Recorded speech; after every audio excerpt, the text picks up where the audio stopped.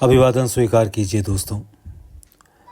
उनके ख़त और आपकी इस महफिल में 57वां ख़त 57th एपिसोड लेकर मैं आपकी खिदमत में फिर से हाजिर हूँ।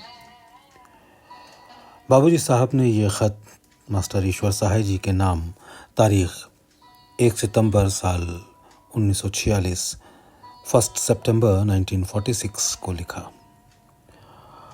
ख़त का सब्जेक्ट है तरीका दूर करने नक़ाइस इंसानी, यानी मानव की कमजोरियों को दूर करने का तरीका।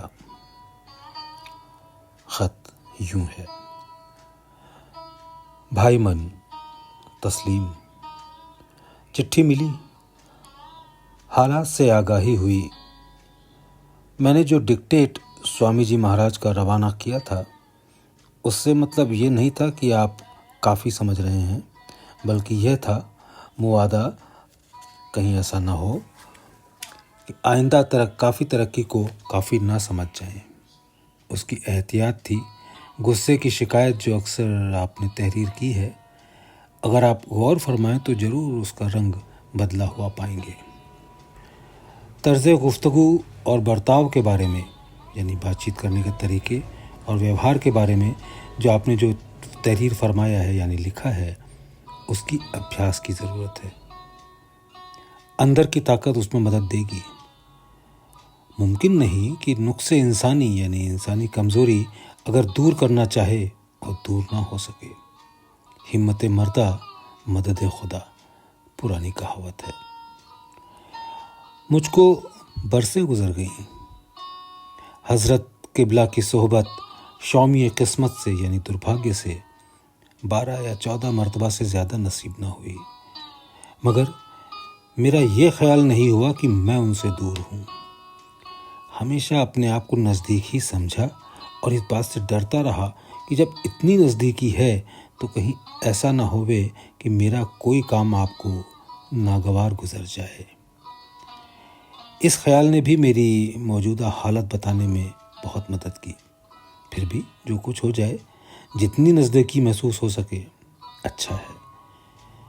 जब ये यकीन हो जावे कि मालिक हर वक्त मौजूद है तो कुदरतन ये ख्याल रहेगा कि कोई बेअदबी ऐसी सरजद ना हो या घटित ना हो जो मालिक को नागवार गुजरे। कोई काम अमल में ऐसा ना आवे जो खिलाफ वसूक और उसकी तालीम के बरक्स हो यानी विपरीत हो। ये बातें हैं और हालत भी जो आइंदा ज़िंदगी बिताने में मददगार होती हैं। एक तरीका मैं आपको ये बताता हूँ कि जब भी कभी कोई ऐसी बात पैदा हो जावे तो जल्द से जल्द मुझसे मंसूब कर दी जावे यानी जोड़ दी जावे, या समझ लिया जावे कि उसकी तलाफ़ी यानी क्षतिपूर्ति हो गई। नुस्खा आसान है। इसके आगे और लिखूँगा जिस वक्त आप ये अमल शुरू कर देंगे और नतीजा तहरीर करेंगे यानी लिखेंगे। अंदरूनी हालत मैं साफ करता रहूँगा, मगर अब ये आप पर मुनहसर है यानी निर्भर है कि आप मेरी तबीयत बार बार इस तरफ खींचते रहें।